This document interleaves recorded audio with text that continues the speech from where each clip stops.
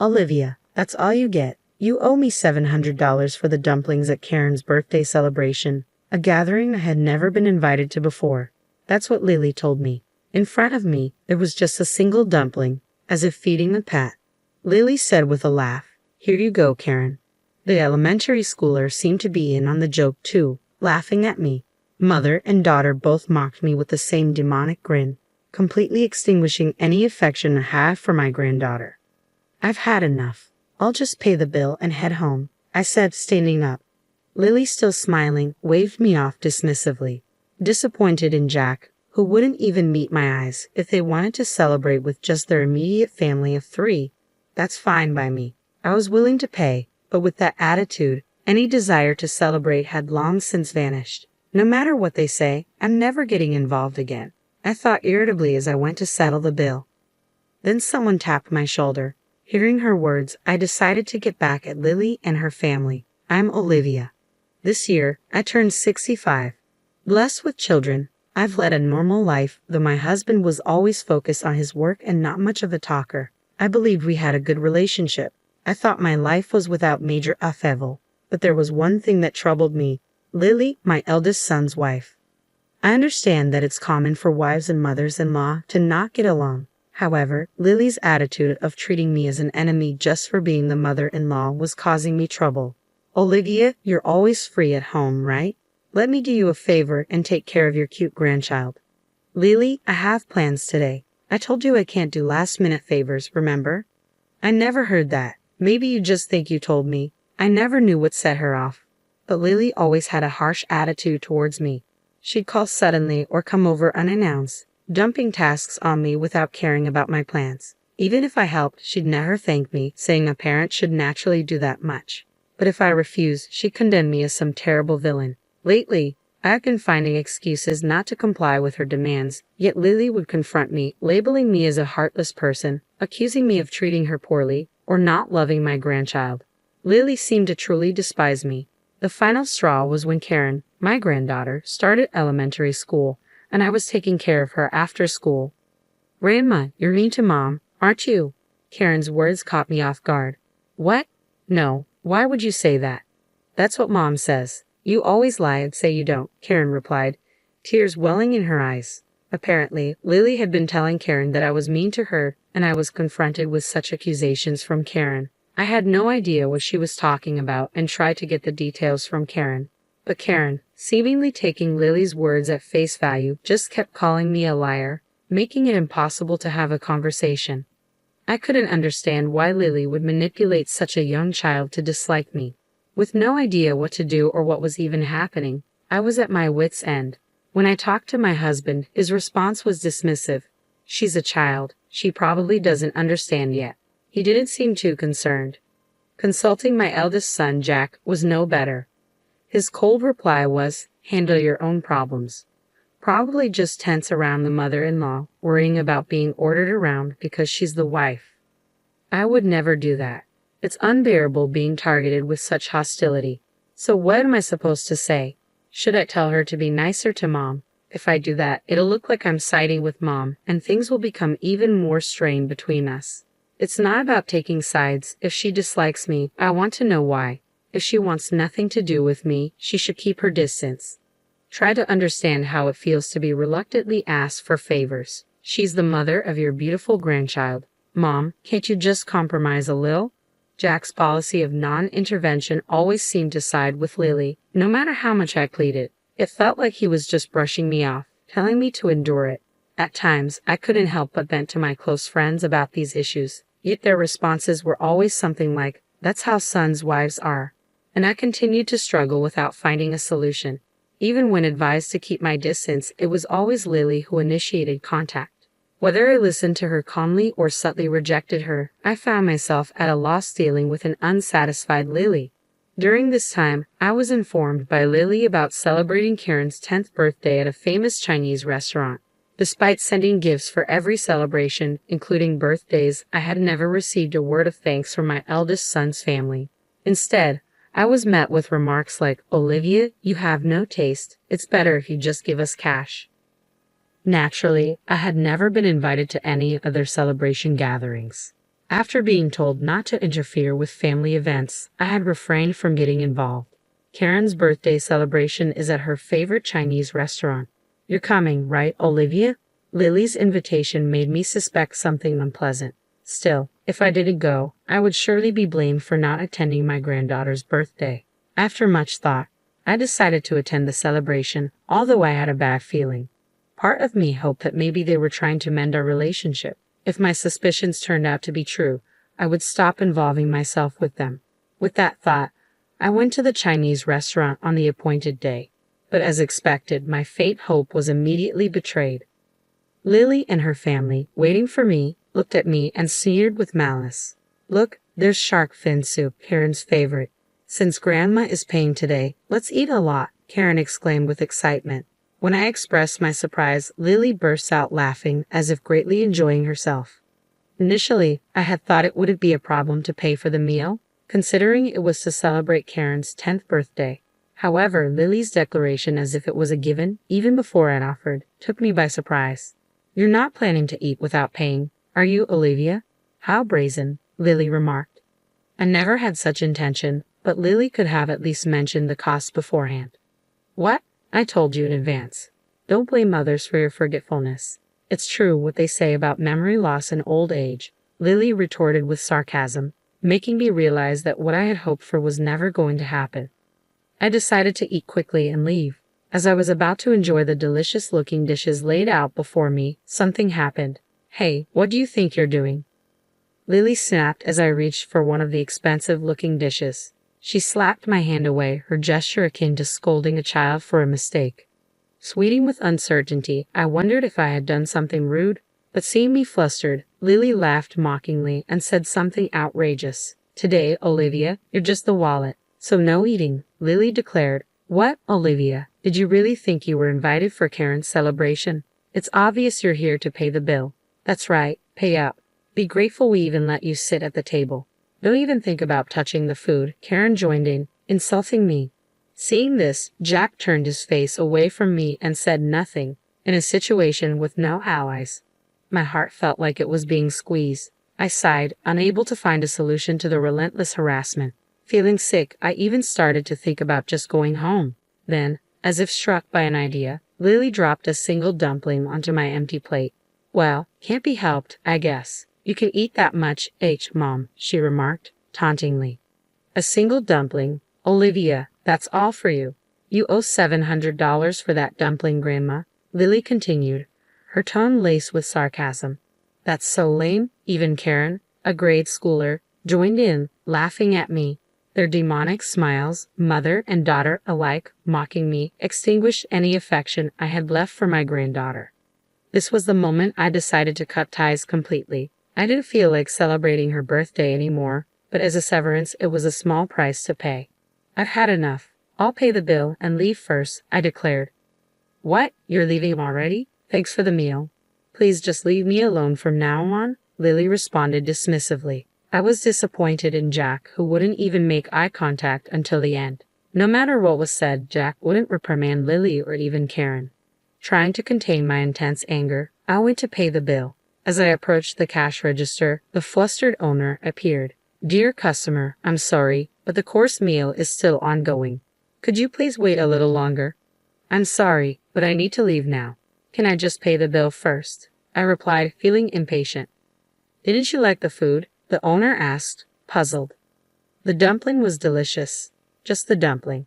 Was there something in the other dishes you didn't like? I inquired, realizing that Lily had reserved a course meal, and the owner was confused. As I was leaving halfway through, he approached me, wondering how to explain the situation. Feeling foolish to cover for my eldest son's family, I blurted out, I'm apparently just the wallet. Then someone tapped my shoulder from behind. It was Mary, a friend who had listened to my complaints before. I saw everything just now. It's much worse than what you told me, she said. When did you get here? I asked, surprised. Just before you all arrived. I heard the whole thing as it happened, Mary explained. She had been at the same restaurant with her colleagues from work and happened to witness how my eldest son's family was treating me. Hurrying to talk to me as I headed to the register, seemingly more outraged than me, Mary said, You don't need to pay, and stopped my hand. Listen, Olivia, Even if it's your grandchild, that behavior is not normal. At her age, she should know better than to treat family that way. But no matter what I say, nobody listens to me, not even my son, Jack. So, you're just going to let them walk all over you. Mary's words made me realize something. Looking back, my eldest son's family, unconcerned about me, was happily chatting and enjoying their meal. They probably don't even consider me family anymore. Jack glanced at me for a moment but quickly averted his eyes as soon as we made eye contact. Seeing such a pitiful attitude, I felt like the person sitting there was not my son. If they don't understand words, then show them with actions, Mary encouraged. Thank you, Mary. Can I ask for a little help? I felt encouraged by Mary's support. The owner, sensing the uneasy situation, nodded at me as if to say he was on my side. I'm sorry, but I only ate one dumpling, I explained. Understood. Let's do this. Based on our explanation and the owner's decision, I only had to pay for the one dumpling. As I ate, it felt awkward to put out just a few bills. But the owner smiled, processed the payment, and handed me the receipt.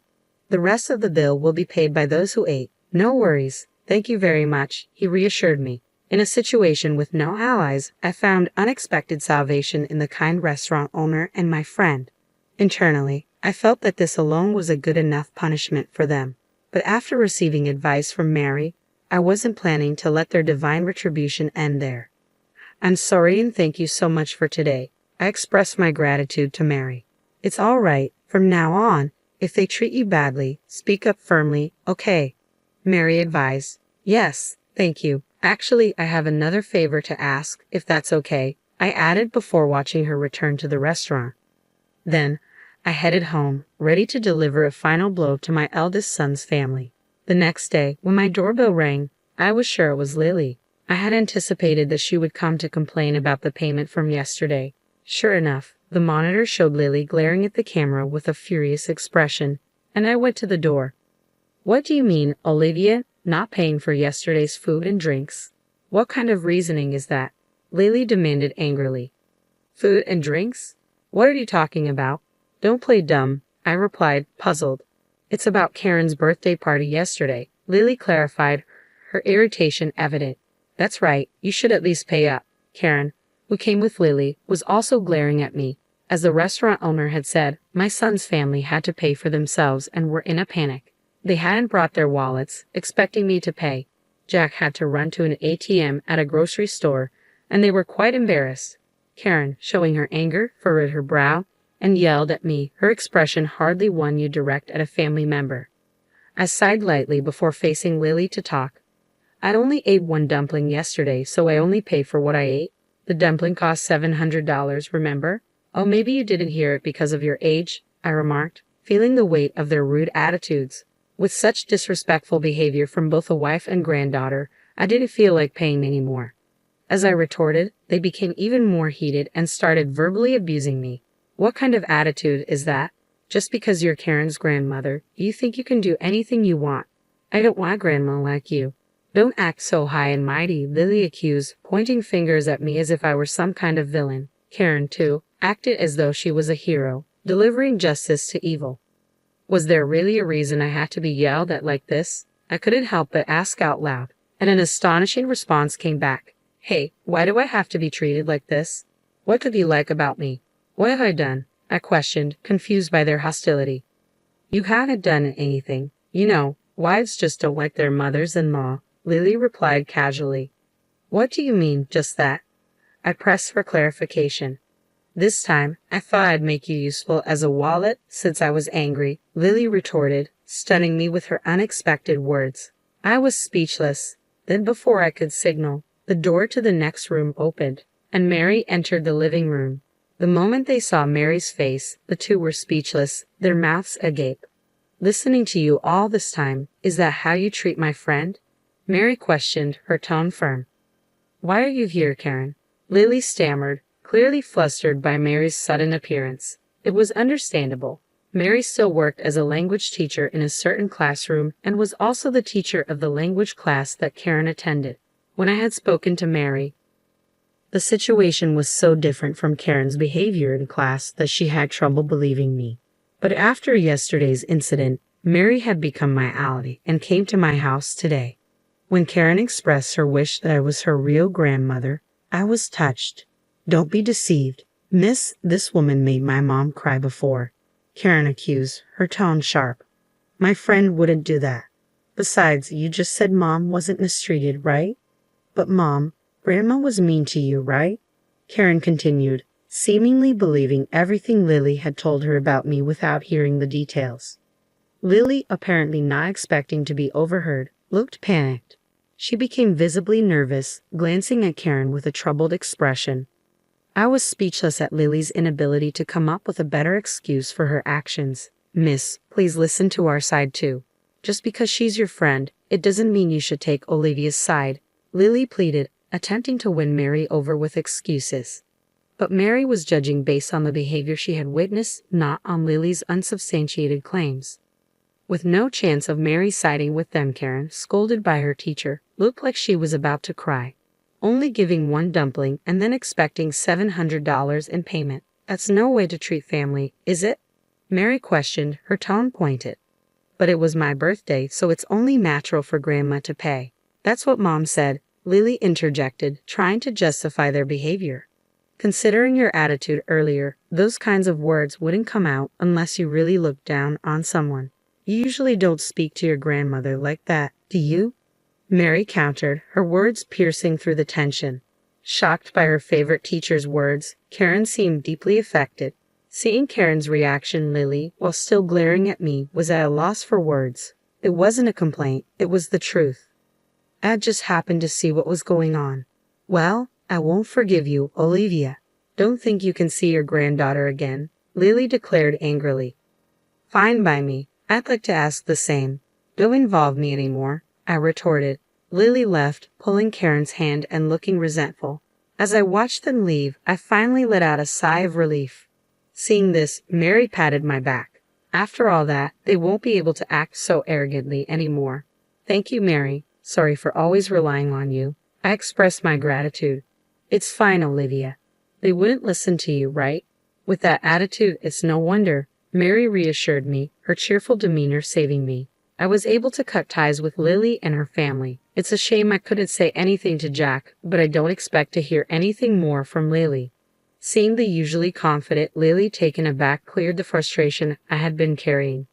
However, apparently Lily and Karen got into an argument because Lily had lied to Karen about me, leading to Mom made the teacher dislike me. Karen still couldn't be appeased, and Lily called me to complain. Explain the situation to Mary. Is it okay for Karen to stop going to her language class? Lily asked. What's there to explain?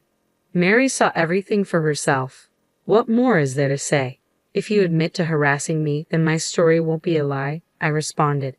Why, you could at least agree with me on that, Lily pleaded. No way. That's your responsibility. You should sincerely apologize to Karen, I insisted. Lily called me several times, but since she told me to stay away, I stopped answering. Jack also called, confused about which side to take between Lily and Karen. Disgusted with his indecisive attitude, I echoed the words once said to me, handle your own problems. Anne continues to attend Mary's class and has become much quieter since being scolded that day. Well, she was too energetic before, so maybe this is just right for her now, I reflected. As a sign of reflection, I hope so. Don't worry about it, Olivia. As a teacher, I'll keep an eye on her, Mary reassured me. Thank you. I owe you so much, Mary. I expressed my gratitude. Don't mention it. We're friends, after all, Mary said nonchalantly. Please don't worry about it. I couldn't help but feel grateful to Mary. Next time, I plan to go out with Mary and finally enjoy the Chinese meal we missed.